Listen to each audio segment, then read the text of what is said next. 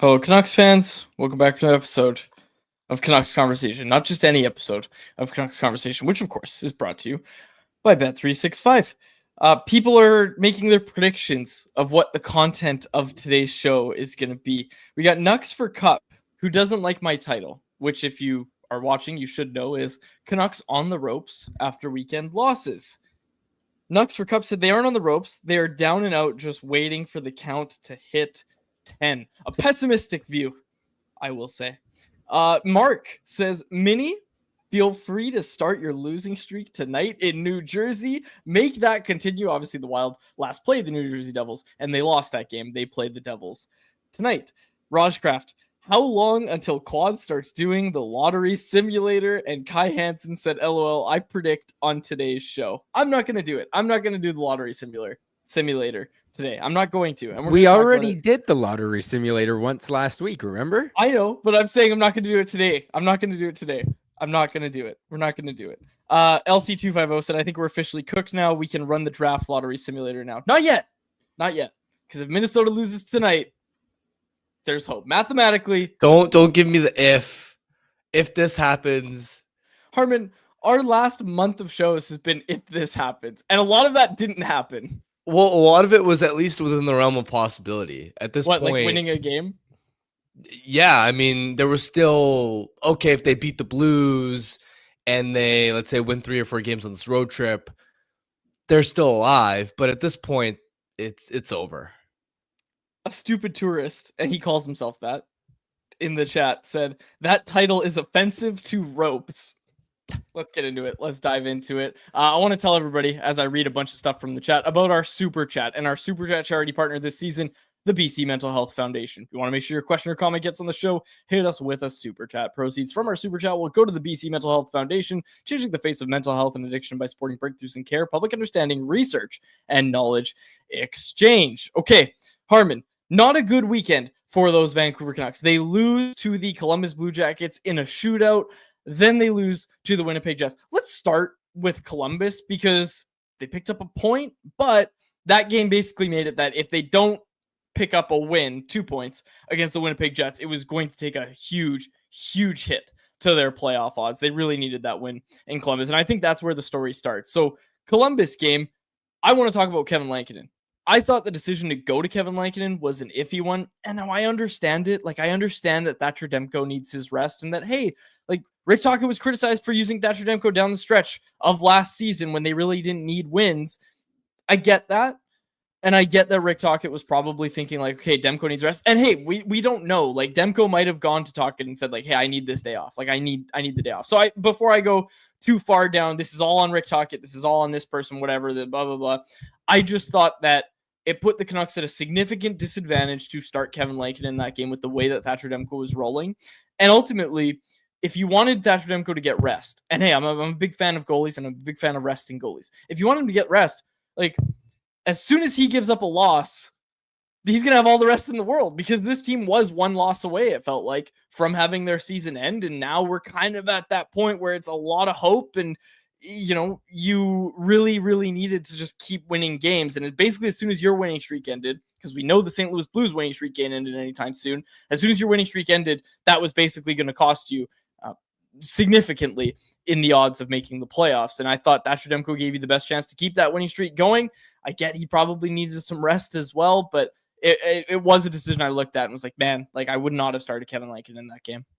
Maybe, and definitely with the start Lankinen had, it's easy to say that now in hindsight, but I'll be honest, I would have been raising my eyebrows a little bit if coming off injury, you're rolling Demko, especially with the accelerated timeline, for 4 straight starts. Yep. In my mind, Lankinen needed to get back in at some point in the road trip to give Demko a breather. And I'm sure the coaching staff was looking at it and going, okay, if we take the downgrade on paper and net from Demko to Lankinen, what game makes more sense to do it? Against Columbus, a team that has struggled for most of March create offense, or against the Winnipeg Jets, the best team in the NHL?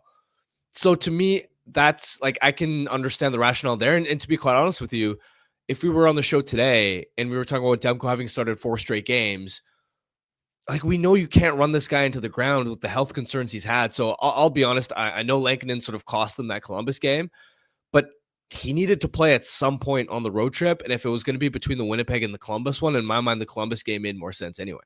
And that's the defense, right? Like, that's the argument if you're the coaching staff is, well, like, it was Columbus. We were thinking Columbus would be kind of an easy out. Certainly easier than the Winnipeg Jets. Now, I will also say that I did think, okay, Lankinen was starting to really show some cracks there before Demko came back, and that's ultimately why Demko kind of rushed back. I thought with some rest that Kevin Lankinen would really bounce back, and we just didn't see that. Like, he was so bad in that Columbus game. He was awful. Yeah, and this is where we don't know, is he 100% health-wise even? Not just the workload part, but again, going back to, I believe it was the loss he suffered against the Rangers. Tocchet after the game was sort of insinuating that Lankinen wasn't 100% physically healthy. I think he has something going on lower body wise. He has something. Yeah, so that context, it makes a little bit more sense, but absolutely. I mean, there are 3 goals that sort of stood out to me as these are probably ones you want to see him stop. The Marchenko slot goal in the second period, which was Columbus's second goal. Their third goal, which was the Dante Fabro point shot, no deflection in front. And then after Aatu Ratu had scored to make it 5-3, and you're thinking, okay, they've got a 2-goal lead in the third period here. Denton Mateychuk, less than 30 seconds later, one-timer from mid-range. No real screen in front there. I know it's a good shot, but from mid-range like that, Lankinen needs to have that one in my opinion. All right, I'm asking the chat because the chat consumes more Canucks content than we do. Has anybody reported what's going on with Lankinen? Because I left it very vague at lower body. Has anyone actually reported anything? I'm not going to be the first. I have no interest in being the first. Chat, let me know. Let me know. Oh, Conversation said it's Lankinen's hip. I don't know if he's just guessing or if that's reported. Chat, let me know if someone's actually reported that because I'm curious if anybody has come out and said. Yeah, I'm just looking on social media, and like fans have been talking about a hip, but I haven't seen any actual reports. We're close to finding out at the end of the year. So lower body, he's dealing with something with the lower body, is what I believe. So okay. Now, as we move on here throughout this game, like, you score 6 goals, you think you're going to win that game. So obviously the conversation goes to Kevin Lankinen, but what did you think of the defending in front of him in that game? I didn't think the defending was great either. It was a combination of Lankinen letting them down, but also the defensive play being sloppy at times. I mean, the first goal that Columbus scored less than a minute into the second period to make it 3-1 and really kick the first comeback off. In my mind, Blueger's got to tie the stick up there of Boone Jenner right in front of the net, especially Teddy Blueger doesn't manufacture a lot of offense. It's his role, his responsibility to tie guys up defensively and not make mistakes like that. So that was especially disappointing when it sort of comes from a veteran like him. But that wasn't great. I thought other moments there, like they lost battles along the boards at times that helped extend Columbus's offenses on possessions. When I look at the Marchenko goal, which was Columbus's second tally, yeah, Lankinen, you want to see him make that stop, but also from a defensive standpoint, the Canucks were hemmed in for a while. I didn't like that Garland allowed that pass into the slot, and then also DeBrusk was close enough that probably could have gotten into the shooting lane. Like, you had 2 guys right in the vicinity around Marchenko, and to see the pass get through and the shot, yeah, if the shot gets through, Lankinen should stop it, but I don't even think the shot or the pass should have gotten through in the first place. So that was pretty disappointing to me. I believe on one of Columbus's third period goals, their net front play and just opportunities to get the puck out. Didn't love that. So it was a combo in my mind of the type of sloppy mistakes that you haven't seen from this team quite often. And of course the subpar goaltending too. Do you want to talk about Connor Garland in overtime and the shootout? What about it? In overtime, didn't like some of the decision making. And in the shootout, didn't like going with Connor Garland in the shootout. Don't think I would have done that. But again, what are we really talking about here? That's why I asked if you wanted to talk about it, because at the end of the day, anybody. His shootout numbers are pretty good. Mm-hmm. From like what I recall the broadcast referencing. So Man, I just like you have and okay.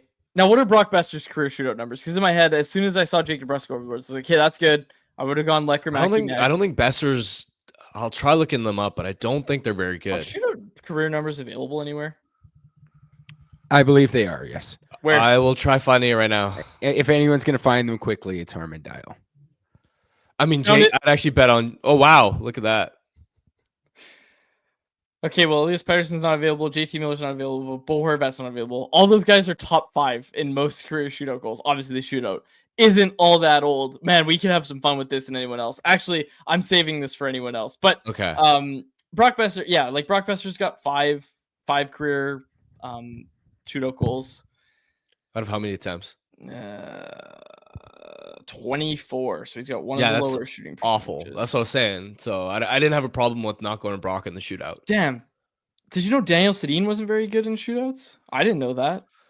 He was That way I- lesser. That I do remember. I didn't know that. That Daniel was not good in the shootout. Also, by shooting percentage in the shootout shooting percentage, Alex Edler, who I grew up thinking was the best shootout guy ever, is like in that Brock Besser range. You thought Alex Edler was a shootout savant? It was always talked about on the broadcast. Why would they always Was use it? him? Yeah, always. I was like, he's okay for a defenseman if you go deep into, I don't know, like several rounds in, but Man, Naslin wasn't very good. You know who was really good in the shootouts? Ostrich Kuzmenko. there you go. Okay, question for you, Harm. Who's got the most shootout goals in Vancouver Canucks history? Oh man, I'm gonna have no idea. Played on the 2011 team. Not a Sedin. Burrows. Correct. Alex Burrows with Okay. 16, and then it's Elias Pettersson with 13. Highest shooting percentage is Maxime Lapierre, who has scored 3 goals on 5 shots, followed by Trevor Linden, who scored 7 goals on 12 shots. And it's funny because that's like late career Linden. Okay, we can have some fun with this. We'll have some fun with this. I want to dive into more obscure records like that later in the show. Do you have Garland's? Oh yeah, that's why I opened this. He's not even on the. Hold on. It's funny mentioning Linden's numbers. I bet you Trev could lace up the skates right now and still score shootout goals on NHL goalies. It wouldn't shock me. I can't find Garland anywhere.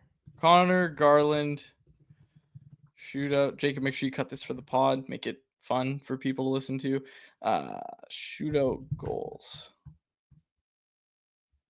9 shootout goals in his career. How many for him. attempts? 23. There So you it's go. 9 for 23 is really good. That is really good. All right, maybe I was wrong. So you don't want to talk about Connor Garland is what I'm getting at. Yeah, no, I had no issue with him going in the shootout ahead of Brock. Why don't I let Quinn Hughes go is what Mike Kennedy asked. Because he's been. Do we not remember the few shootout attempts he's had in his career? They've all been awful. Oh, and I will mention with Garland, I think someone said it in the chat, but I'm looking at it here. Garland's only scored 1 shootout goal since coming to the Canucks. All the other 8 came with the Boom. Coyotes. There you go, Harm. Facts and logic destroyed. Yeah, so it's something about the jersey that's Kirsten. Yeah, is and what that you're one suggesting. that one shootout goal he scored was earlier this season. That was his first shootout goal with the Canucks. He now has 8 total attempts with the Canucks. How many does Quinn Hughes have? Mike Weller in the chat said Quinn only has 4 shootout attempts. Damn, really? Oh my Yeah. gosh. And I remember all of them being pretty rough. That is pretty Memory rough. serves. Yeah, he doesn't have a shootout goal this season. Okay. All right. Well, let's move on from the Columbus game. Did you have anything else you want to say about Columbus game? I mean, just generally speaking, in terms of storylines over the weekend, I think this matters a lot too. Quinn looks tired, and his play has taken a step back for sure. Between the injuries, between the workload, the last 4 games, Canucks have been outscored 5-3 during his 5 on 5 minutes. Canucks have only driven 49% of expected goals, which is rare, right? You rarely see stretches in the season where teams are about break even in chances. Normally the Canucks are dominating their minutes with Quinn on the ice. And even you go to the Winnipeg game, you really saw it in that one, especially first shift of the game. He sort of was jumping up and tried to intercept a pass and got caught up the ice. Niederreiter got the rush chance. With the puck, he wasn't as sharp as he usually is. On a power play opportunity, he just straight up turned it over uncharacteristically. There's another play where he bobbled the puck and I believe he went offside. There was another play in the third period, I think, where he attempted a tight turn high in the zone and lost control of it. Defensively, his plays has been a little bit looser towards the end of this road trip. It just feels like he's completely run out of gas, and I think that's important context for. Okay, yeah, the Canucks lose these last two games, so it sucks results wise because it basically ends their playoff odds, but process wise. And in terms of like building for next year, in my mind, considering how shorthanded this group is, there are still a lot of positives to talk about. This team hasn't quit. The PK has been terrific still. I've liked the look of the blue line from top to bottom, especially the second and third pairs. The depth guys have been stepping up, have been fighting.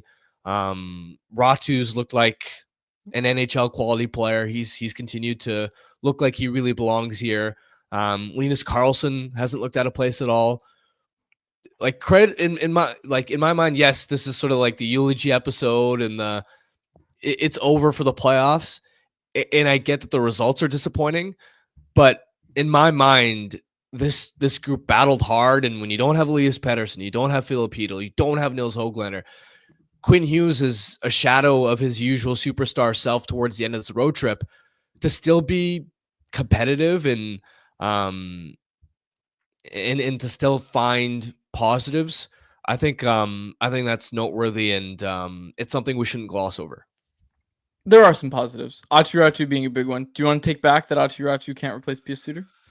No, not yet. Okay. I mean, Suter's got 8 points his last 4 games. I know this is the problem, right? So like price is going up with each game. Aatu Räty's been better than Elias Pettersson lately. I've noticed him more, that's for sure. Aatu Räty has been really good. Not to take anything away from him, obviously. Like he has been very, very good. Playoff odds brought to you by Money Puck.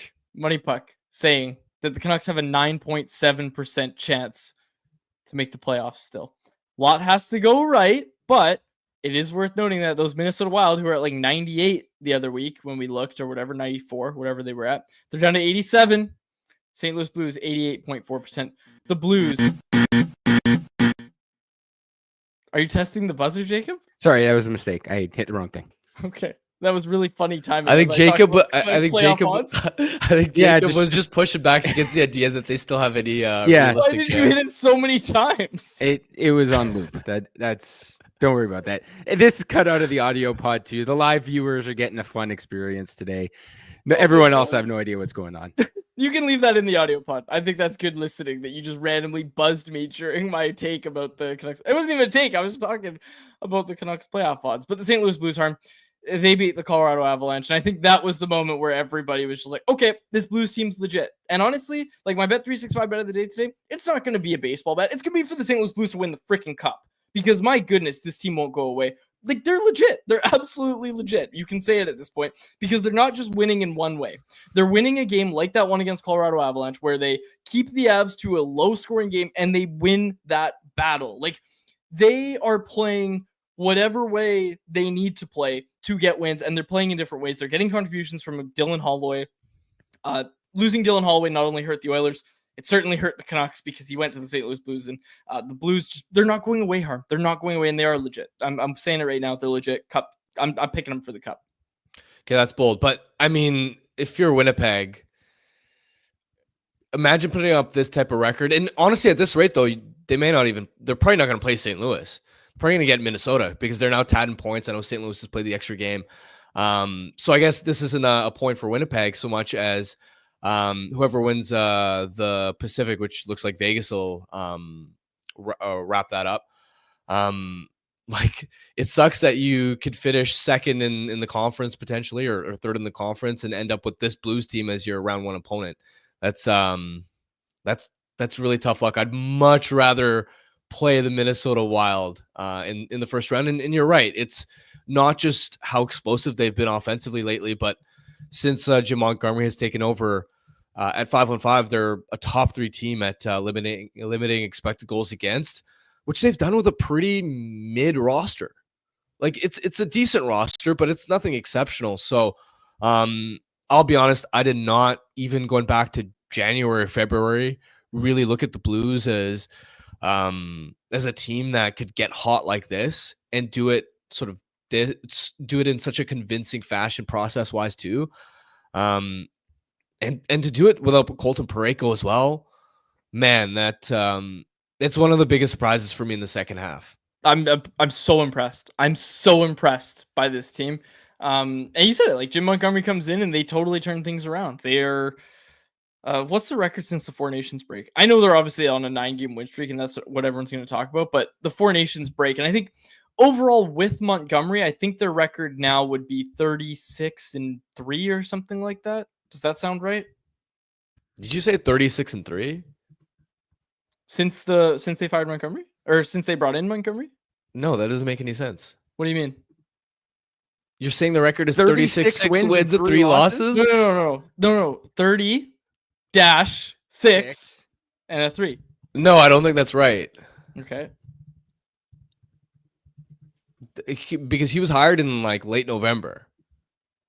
Okay, let's do since December. It's probably closer to like, I'm using December 1st. 31, 16 and something. Oh, okay. I forgot the 1 in front of the 6. It is 29, 16, and 5 since December 1st is their record.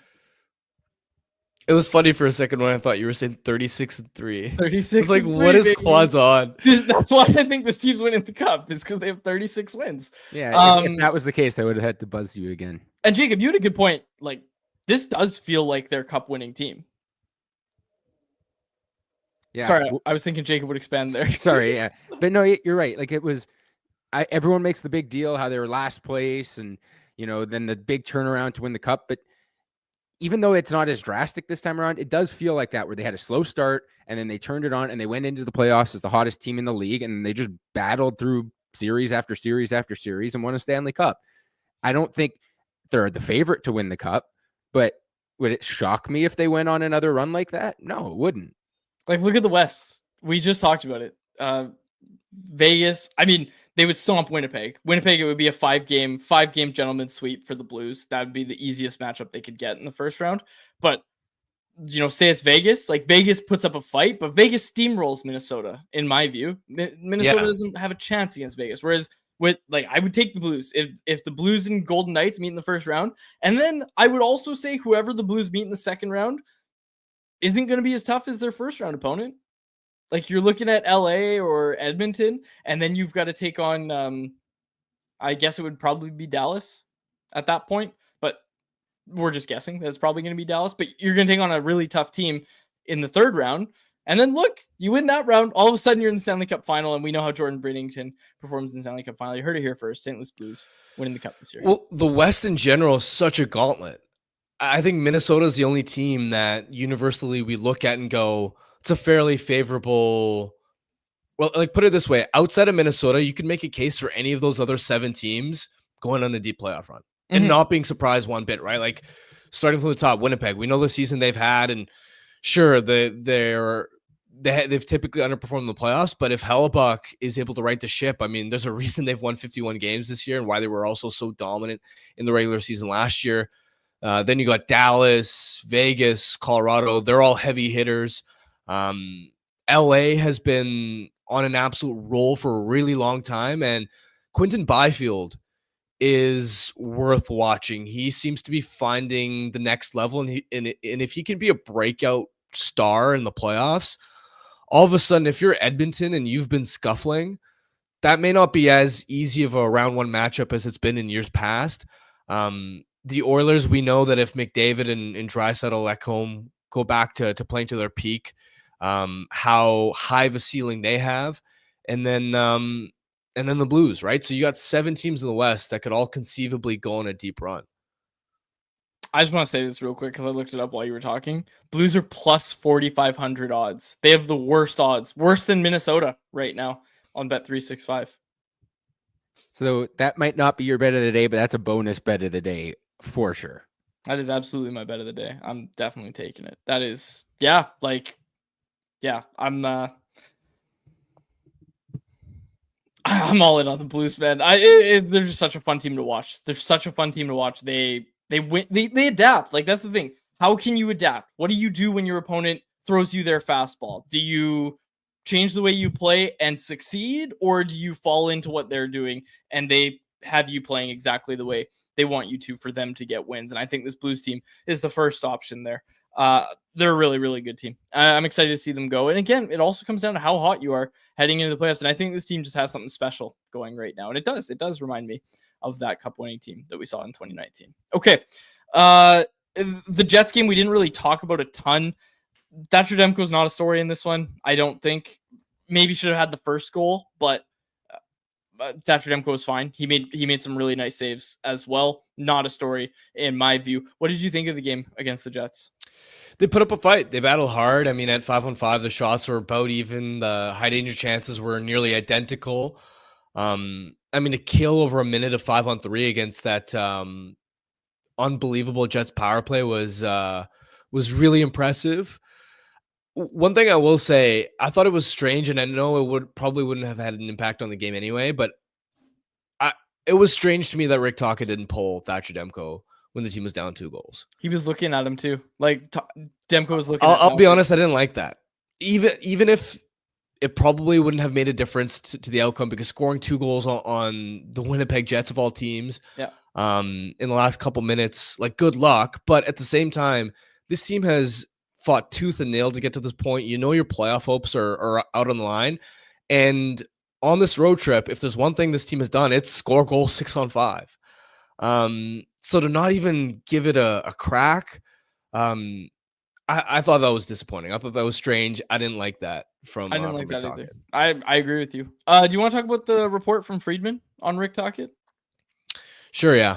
Since we brought him up, let's get to it. This was courtesy Elliot Friedman on the 32 Thoughts podcast, basically saying that it's going to be a bigger number than they've paid a coach in some time for them to get it done with Rick Tocchet to come back next year. We also got some clarity on the team option, which, like, and I'm sure you heard the exact same thing when you looked around on it, Harm. It was just like you would hear whispers of like, yeah, it's team option, but, and there was always some sort of but. It'd be like, but Tocchet also has to agree to come back, or this has to happen, or this has to happen. And we don't know the super specifics of it all. But basically what Friedman said is, yeah, there's a team option, but he doesn't think that they're going to bring Tocchet back on that team option if it's clear to both sides that it's not going to be a fit beyond this season. So that was what Friedman said today. I at least wanted to bring it up today. Yeah, probably not. Again, you wouldn't want to go through another year with Tocchet as the coach if you know he's just going to be gone, especially if it's that public and everybody knows he's gone. You need to move your franchise forward. You need to figure out what your next move is. So yeah, it doesn't seem like that's going to be something that the Canucks do, even though there is the option. We'll see. That's what Friedman said today. Yeah, did you have any thoughts on this? I mean, I'm not. No surprise to me. I mean, here's the thing: is this is the start of a negotiation. The offseason hasn't even begun yet, so it's rare that whether it's a player contract, coach contract, whatever it is, that for anyone at any job, first offer is rarely the one that gets it done. And to me, this is part of the negotiation process. And even the line about Canucks are in a position where if they want to retain Tocchet, they're going to have to pay him more than they've paid a coach in a while. That's not surprising, because this team has first, coaching salaries across the league have been going up for a while here. The thresholds have been sort of reaching higher levels. And also look at their recent coaches and who they've hired, right? They were in situations that they wouldn't have commanded a ton of dollars, right? Boudreau was kind of a mid-season type of hire. And it's not like he was in super high demand at the time. And then before that, it was Travis Green, who was a rookie head coach in the NHL. A lot of people wondering about Manny Malhotra.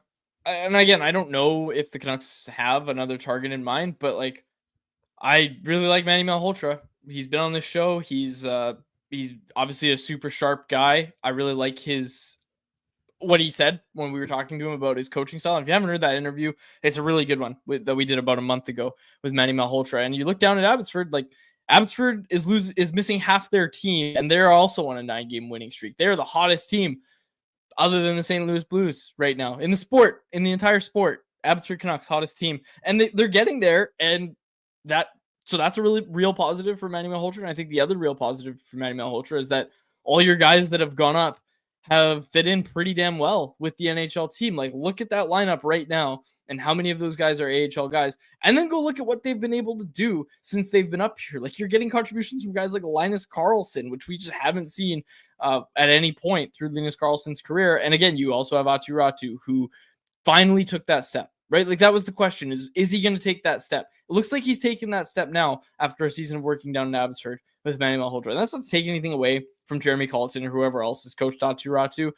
It's just to say that, look, Ratu's matured, and you can see it in the way he's playing as well. The point totals in the AHL don't lie either, and now you're seeing it translate at the NHL level. Like, that's what you want from a coach. So I'm a big fan of Manny Malhotra. I don't know if there's anybody else that I can sit there and say, yep, that's a hire that makes sense for the Canucks. Manny's in terrific work. He's really bright. I genuinely look at him as one of the more exciting NHL head coaching prospects in the industry. But the only question mark I sort of think about is he's only had one season of ever being a head coach at any level. Mm-hmm. Now he's got years of being an NHL assistant under both at the start of Green's tenure and in Toronto. But head coach is different, right? And we're talking not just first year head coach in the AHL, but first year head coach at any level.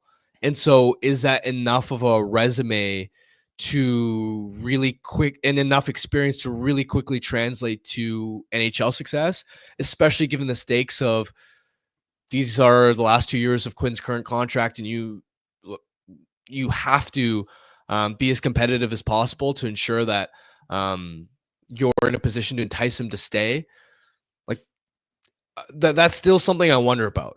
Is the experience too big of a drawback, or are you that confident in his skill set and his demeanor that you would still roll with him as a plan B if we're not able to re-sign Tocchet? And Jacob brings it up in our chat here too. That worked for Montreal with Marty St. Louis. Wasn't Marty St. Louis coaching like Pee Wee or something? Yeah, he was coaching. He was coaching one of his kids' Pee Wee AAA teams. That was the only coaching experience he had. Period. But I'm sure if you went back and looked, there's a very long list of guys who came in with no coaching experience that didn't work out. And it's easy to cherry pick the examples of the ones that do. However, like everything I've seen with Manny Malhotra is he probably could step in and coach as a head coach in the NHL, even if it might take him a little while to get his feet wet. With what he's done in the AHL, I think if the Canucks were to go that direction, it would be hard to say this is a risky, terrible move, especially when the Montreal Canadiens of all teams decided to give Martin St. Louis a head coaching job with no experience. Different stakes though, right? Because Absolutely. The Habs are rebuilding, whereas this is like you're trying to build a cup contender with Quinn Hughes. No, 100% different stakes. That being said, I thought St. Louis would be like a 1 or 2 year guy during the rebuild and a different coach would lead them to the playoffs, but it looks like St. Louis might have an opportunity to coach playoff games this year. So you never know until you give these guys the opportunity. And we all know what kind of player Martin St. Louis was, and we know what kind of player Manny Malhotra was. Different skill sets, but both vitally important to some really good teams during their playoff days or playing days. The free agent head coaching market does not look good. Okay, so this is what I was gonna say. And okay, I don't know how specifics of it work, to be honest. Like, if Manny's on a 2-year contract or whatever, like, is he allowed to leave the Canucks if he goes and gets an NHL job offer somewhere? But I was gonna say this, like, there has to be at least a couple teams that, look, if people are clamoring to hire Rick Tocchet, like, there has to be a couple teams that are at least looking at Manny Malhotra and saying, like, why can't that guy coach our team? Maybe, but you got to remember that in Vancouver, we have an extra appreciation for what Manny's done because, like, put it this way, the story of Ratu coming up and having success and all the AHL guys coming up and being competent, I don't know how much attention that gets around the NHL.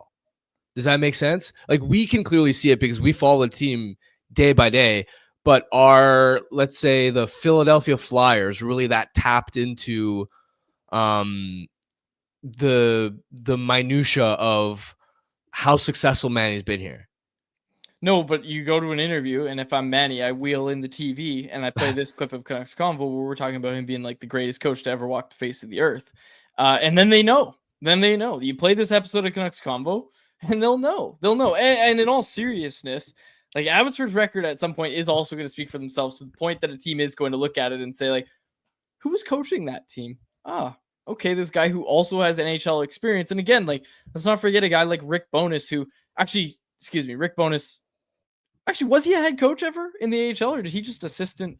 Now I got to look it up. If I remember correctly, I think he had like one NHL head coaching job way back, and then he was a long-time assistant coach, and then took over again later. I'll look it up, but yeah. No, he was an AHL head coach with the Moncton Hawks. Then he jumped up with the Jets. Okay. Yeah, but he was for a long time just an assistant coach, and it seemed like that's what he was going to be for the rest of his career, and then he got the other opportunity. Okay. Yeah, see, I only remember, not even remember, but I only look at, like in my head, Rick Bowness' career started in like the mid 90s, early 2000s, but it actually started in like the early 80s, his coaching career. So he's been around for a long time. Speaking of head coaches, not relevant to the Canucks because I don't think they can afford to take a risk like this. But if I'm, let's say, a young up-and-coming team, I'd be sniffing around on David Carl. I don't know how closely you've been following him. He's the head coach at the University of Denver. He's only 35 years old, but man, his track record there has been phenomenal. That's the best college hockey program for a really long time now. And his story is really interesting. He's the brother of Matt Carl. And yeah, Jacob pointed out U.S. World Junior coach the last 2 years too. He's the brother of Matt Carl. He was projected to be a late first round pick, but like right before he was going to get drafted, he found out that he had a heart condition and had to immediately stop playing. The University of Denver still honored his scholarship and brought him on to sort of just help out as like a quasi assistant coach. It's his graduate assistant coach on his profile, on his team staff profile that I'm looking at. Yeah, and so it was funny too because I was reading a phenomenal feature story that Joe Smith wrote on Carl, and he'd be like coaching. He'd be in the coaches meetings one day and then out with the players at the bar on the Saturday because he was around the same age as them. But anyway, he then he was an assistant for a year with Derek Lalonde with I believe the Green Bay Gamblers in the USHL. Then under Jim Montgomery, funny enough, Montgomery hired him, Carl, back to University of Denver as an assistant. And then once he eventually left, I believe it was Carl who took over, and he's had tremendous success in college hockey. 100%, some young up and coming team should roll the dice on him rather than going with one of these recycling a head coach that we've already seen in the league a bunch of times. Are the Buffalo Sabres going to hire John Tortorella? Do you think John Tortorella really wants to go to the Buffalo Sabres? Maybe. For enough money? Maybe. Yeah. He did just say he wasn't interested in coaching a season like that. And look, if he thinks the Flyers were bad, just wait till he gets to Buffalo. I don't know. We'll see. We'll see. There's another little offseason prediction is Buffalo Sabres hire John Tortorella. Doesn't he want to get into management, though? Wasn't the plan actually for him to get into management in Philly until...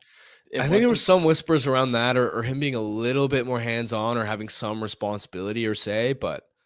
I like the idea of David Carl, though. Like, I really, really do. Who's the coach in San Jose right now? The young guy. I forget his name. Oh, Ryan... I don't want to butcher it. Ryan Warsofsky. Ryan Warsofsky. Yeah. yeah, like that's a good example of just young guy, bring him in, good vibes. Someone's gonna get their start, right? You gotta get your start. Yeah, I like that. I like that idea. Dave Carl, heard it here first. Next coach of the Canucks. Okay.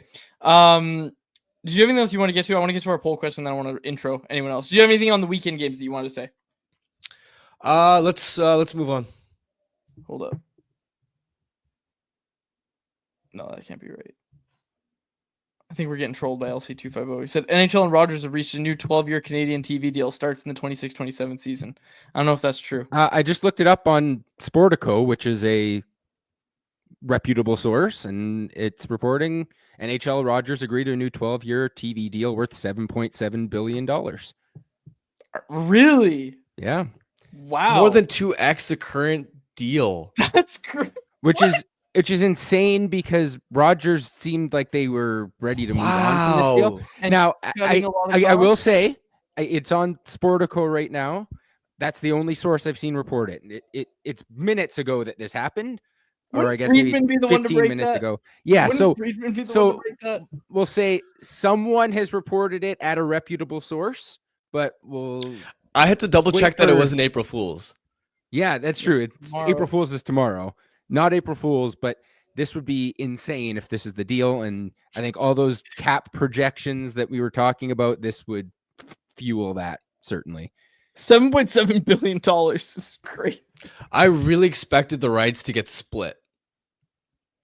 100% agree with you there, Harm. Absolutely. I thought Amazon was going to take a portion of them. Yeah, I was excited for that. It looked like Amazon was really poised to. Now, Rogers might still sell off part of the rights to Amazon the way that they did this year, and maybe that's brewing. But yeah, this is pretty insane if this indeed is Conversation pointing out 12 more years of Luke Gastic. Oh boy. Okay. Yeah, Jacob, keep an eye on that. Just chime in if anything comes concrete. That could be some serious breaking news. That is obviously very, very. Yeah, like that is crazy. That matters a lot because obviously that is a lot more revenue than I think any of us were expecting on the next TV deal. Clearly, the NHL had a pretty good idea. You talked about the rising salary cap as well, but like that is a very, very big deal for the league. I just want to see if I can find like comparable. If you compare to the other sports, it's minuscule. Like look, the NFL TV deal is split amongst 10 billion, and it's split amongst 4 networks, and each network is paying like 4 times as much as what Rogers is paying for the NHL in Canada. I think the MLB deal might be up soon. I think that's going to be a big thing with the next CBA negotiations. The NBA deal was recently dealt with. I think last year the deal was announced starting for next season. So there are a few other deals. The NHL still comes in lower, but that's to be expected. The money in the NHL isn't quite what it is in the NBA, MLB, and certainly in the NFL. Okay, well, we'll follow that, and we'll maybe get to it in anyone else. But let's get to our poll question, which is brought to you by Pacific Toyota Dealers, who want to tell you about the 100% electric Toyota BZ4X, an SUV packed with plenty of space. The BZ4X can handle any terrain and can take you from the city to the slopes. Plus, if you're driving a BZ4X, you get access to HOV lanes, even if you're driving alone. When you choose the BZ4X, you can get $6,500 in rebates and incentives, and now you can finance the 2025 BZ4X from 3.29% APR for 36 months. Visit shoptoyota.ca or your local Pacific Toyota dealer today. Okay, our poll question. Are they out? Are they out of it yet? We said, do you still believe the Canucks will make the playoffs? 9.1% of Canucks fans say yes. 90.9% say no. Harmon, where do you land on this? No. Yeah, it's going to take a miracle. Let's be honest. It is going to take a miracle. And let's talk about what that miracle is. What's it actually going to take? It's going to take the Minnesota Wild falling out. It's not going to be the Blues. Blues ain't falling out. It's going to take the Minnesota Wild falling out. That's the only hope at this point. That's who you're chasing, is the Minnesota Wild, who, again, like I said, according to Money Puck, have an 87% chance of making the playoffs and a 9% chance for the Vancouver Canucks. So it's not going to be easy, but still mathematically possible. What would it be if they win out? Like, what do you mean? Like, how many games they have left? 7? 8. You mean Canucks, right? Canucks. Yeah, I believe they have 8 left. Yes, they do. They have 8 left. Okay. So 8 times 2 is 16. Harmon, I see the points right there. 97 points. That makes the playoffs. Yeah, just went out. Super easy, right? Totally. Should walk into Rick Tocchet's office and be like, "Hey, You I've thought got a of winning? path. Have you thought of just winning all your games? I've solved your problem." And Yeah. I will say with the Wild, they only had one regulation loss in their first 11 games this season. And then I know they've dealt with a bunch of injuries, but if they do fall out, as crazy as St. Louis's run to get into the playoffs is, we'd have to look back and say Minnesota's collapse is almost equal in the opposite direction, because early on, Winnipeg went on that crazy win streak to start the season, but Minnesota was keeping pace with them into like early November. And now they are on the verge of potentially falling out. If the Canucks were to make the playoffs, as you said, it would likely be at the hands of the Wild. Worth noting that Kaprizov and Joel Eriksson-Ek did practice for the first time yesterday. So Oof. no specific timeline on their returns yet, but there's a decent chance that they'll be back at some point before the regular season ends, especially if their playoff lives are on the line. Another thing to consider, back to the Manny Malhotra conversation, as we get to anyone else, let's get to anyone else, which is brought to you by Greta Bar YVR, home of our electric watch parties. Greta's a great spot for all games, home and away. Come on out. April 10th is our final watch party of the season. It's going to be fun. No matter what's going on, it's going to be fun. We have a good time every time. So come on out. April 10th, Vancouver versus Colorado, in support of Kids Sport. Must be 19 plus to buy a ticket. Get your tickets at nationgear.ca. Actually, nationgear.ca. Do I have that right, Jacob? Correct. Nationgear.ca. There's an events tab on the top bar. Click it. It'll be right there. Okay, excellent. Or there's a link in the description as well. Boom. Done. Excellent. All right. Let's get to anyone else. Thing with the Manny Malhotra thing, and someone brought this up that made me think of this. Richard Lovell said this. Malhotra would pull out his hair watching Bluger and Suter lose face-off after face-off. That sparked another thought I had about Malhotra. And it was just that, like, this was not an easy season to coach. And if it's another one like this next year, like, that's a hell of a thing for a first-year NHL head coach to deal with. Yeah, and this is why, like you're talking as far as the adversity that this group has gone through. Yeah, and that's like part of the experience thing, right? Is the more years you accumulate as a head coach at different levels, you're accustomed to handling adversity. And look, Manny's faced his own adversity this season with how many of his players have had to go up to Vancouver. That means depleted lineups that he's having to ice. But it's different, right? When you're dealing with an NHL group and a core that has underperformed for a long time here.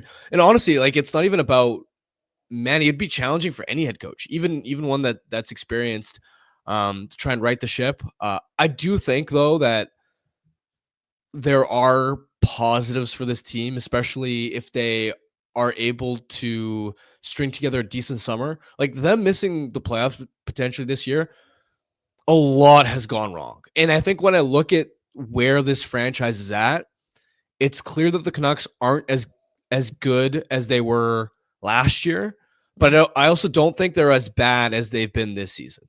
That's fair. True, somewhere in the middle. They're somewhere in the middle. I see the path for them being a playoff team next season, absolutely. Them actually getting to a contender level, I'm not convinced. I think it'll take a lot, but especially as young guys start to emerge, right? The Lecker-Mackey, Ratu, Willander, DPD Wave, Mancini, they're going to get more contributions from those young guys next season. We'll see if Elias Pettersson can hopefully bounce back. I mean, there's no way it can get worse for Elias Pettersson next season than it was this year. Clip it, just straight up. Clip it. Don't clip it, but like this has to be rock bottom. At a bare minimum, he's not getting worse from here. Yeah, absolutely. And then even just the, like, you have some cap space to work with in summer. Look at this season, what went wrong injuries wise for Demko, Hughes missing time, Pettersson missing time, Besser missing some time. Even JT, when he was with the team before he got dealt the leave of absence, Hronek missed a significant chunk of the first half of the season. Their bottom four was constructed so poorly in the first half and was a major liability for them.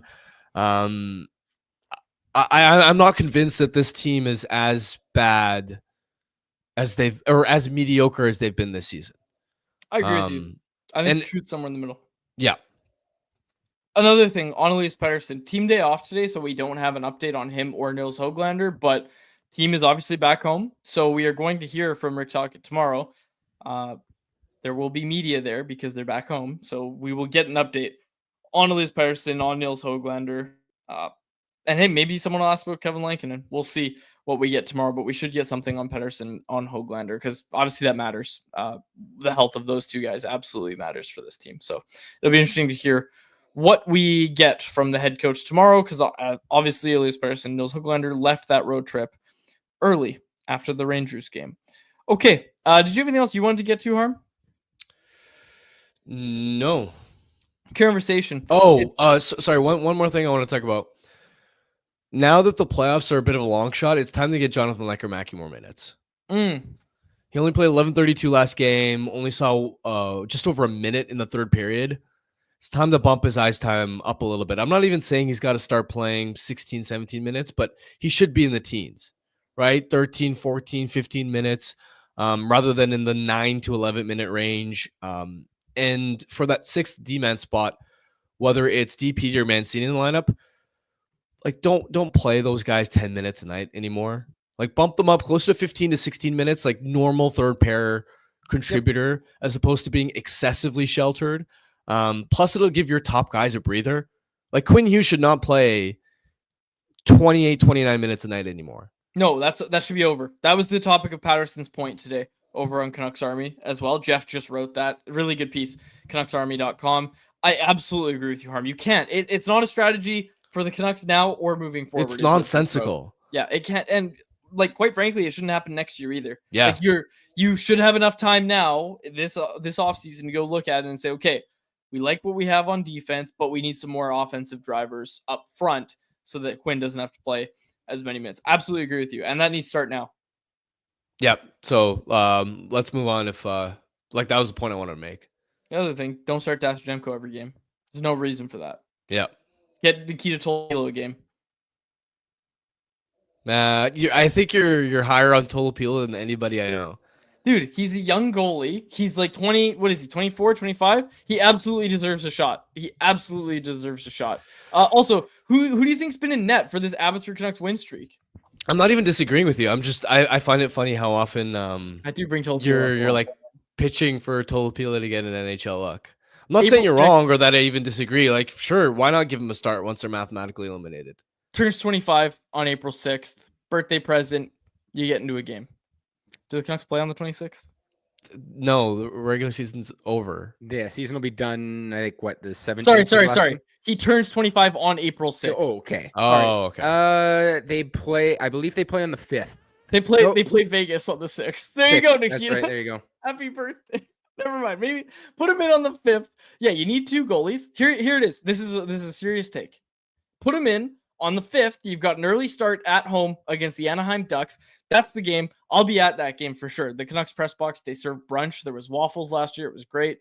I'm going to be at that game too. Okay, come. They serve brunch. They serve brunch. Last year, Faber and I put down a lot of waffles in that press box. Anyways, yeah, April 5th, Saturday. You heard it here first. Get Nikita Tolopilo in. Although maybe that's a little too soon. Might be a little too soon, but it's a back-to-back, so you're going to need both goaltenders. If Lankinen's dealing with anything, like, you've no need for Lankinen. You definitely don't need to run Thatcher Demko for every game because you don't have Lankinen available. Like, get Tolopilo in, get Shelovs in. Hell, Ty Young. What's Ty Young up to right now? How's he been this year? Okay. Let's pump the brakes there. Let's relax. Now you've gone too far. What's happened? Ty Young's got a better save percentage than Tolopilo does in the AHL. Where's Kostenvo reported? Does anybody know? They signed him to the contract, but where's he going? I'm not sure. I would imagine Abbotsford, but it's possible he could go to Kalamazoo. I'll throw that one at Tocchet. Tocchet, what's the plan for Aku Kostenvo? Who?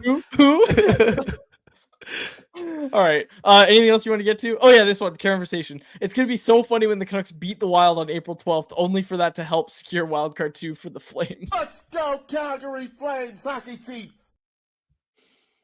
Oh, Yuri Patera. People are asking about Yuri Patera. That's one that'll be interesting to get an update on at the end of the year on Yuri Patera. What's he played, like 7 games this year? He's been out the whole year. Yeah, my lasting impression of Patera is going to be him getting lit up at training camp. And then rushing to sign. And then, yeah.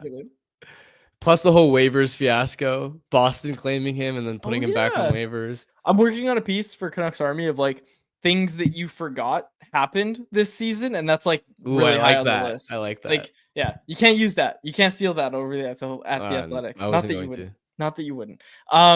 But I do have that high on the list that it was going to be the claim from Boston and the claim back from Vancouver. We should do like a whole segment on the show around that topic. I like that topic. I think that would be a lot of fun. Well, it's after you do the piece, like get it up on the website, and then maybe the next day we'll do that on the show. We'll kind of go No. We'll do a simultaneous launch. Harmon and I'll work on it together. I'll launch the article at 2:00.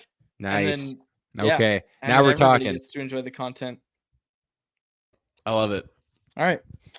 Okay, let's get to our Bet365 bet of the day, which I already told you about. It's brought to you by Bet365, where every nail-biting overtime win is a barn burner. Every face-off, hat-trick, power play, shot on goal, penalty shot, and every suspenseful minute in between is amazing. Whatever the moment, it's never ordinary at Bet365, an official partner of the NHL. Download the Bet365 app and use the code NATION to get in on the game. Must be 19 plus play. Choose to play. Please play responsibly. I already told you. Plus 4,500. Plus 4,500 is the odds for the St. Louis Blues to win the cup, and we are smashing that. We are smashing it. You heard it here first. St. Louis Blues cup winners this year. And here's the other thing.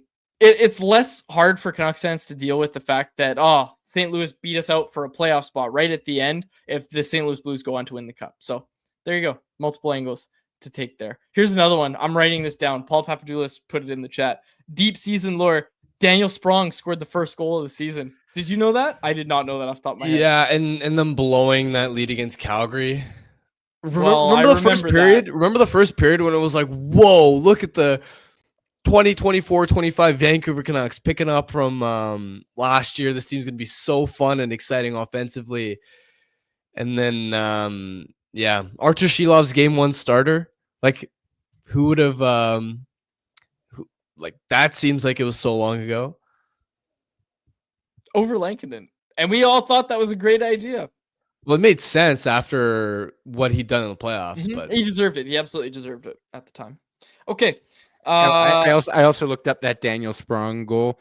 Danton Heinen with the secondary assist on it on the power play of all things as well.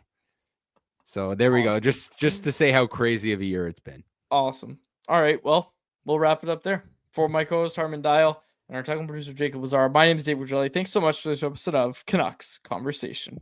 Canucks Conversation is live Monday through Friday, every weekday at 2 p.m. over on the Canucks Army YouTube channel. Make sure you like, subscribe, and interact in the YouTube live chat every day with us, folks.